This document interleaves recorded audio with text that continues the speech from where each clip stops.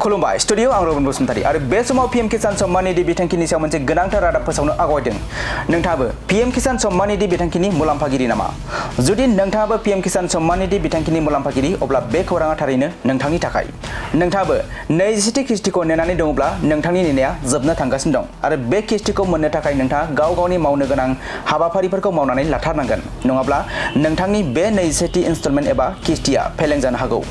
नंगौ 20थि पीएम किसाननि रांखौ सरकारा फोसावनो थाखाय थियारि जाबाय।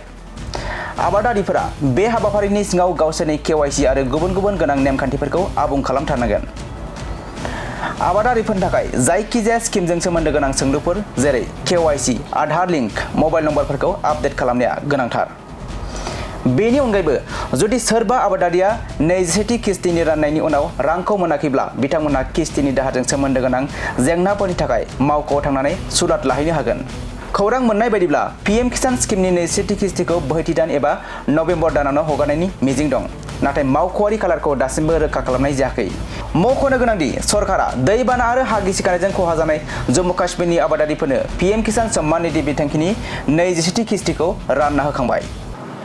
खुलुमबाय स्टुडियो आं रबिन बसुमतारी आरो बे समाव पीएम किसान सम्मान निधि बिथांखिनि सायाव मोनसे गोनांथार रादाब फोसावनो आवगायदों। नोंथाङाबो पीएम किसान सम्मान निधि बिथांखिनि मुलाम्फागिरि नामा? जुदि नोंथाङाबो पीएम किसान सम्मान निधि बिथांखिनि मुलाम्फागिरि अब्ला बे खौराङा थारैनो नोंथांनि थाखाय।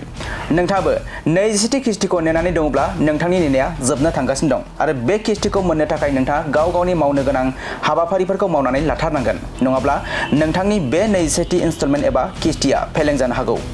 नंगौ 20थि पीएम किसाननि रांखौ सरकारा फोसावनो थाखाय थियारि जाबाय। आबादारिफोरा बे हाबाफारिनि सिङाव गावसोरनि केवाईसी आरो गुबुन-गुबुन गोनां नेमखान्थिफोरखौ आबुं खालामथारनांगोन। आबादारिफोरनि थाखाय जायखिजाया स्किमजों सोमोन्दो गोनां सोंलुफोर जेरै केवाईसी, आधार लिंक, मबाइल नम्बरफोरखौ आपडेट खालामनाया गोनांथार। बेनि अनगायैबो जुदि सोरबा आबादारिया 20थि किस्तिनि राननायनि उनाव रांखौ मोनाखैब्ला बिथांमोनहा किस्तिनि दाहारजों सोमोन्दो गोनां जेंनाफोरनि थाखाय मावख'आव थांनानै सुलाद लाहैनो हागोन। खौरां मोननाय बायदिब्ला पीएम किसान स्किमनि 20थि किस्तिखौ बोहैथि दान एबा नबेम्बर दानावनो हगारनायनि मिजिं दं। नाथाय मावख'आरि खालारखौ दासिमबो रोखा खालामनाय जायाखै।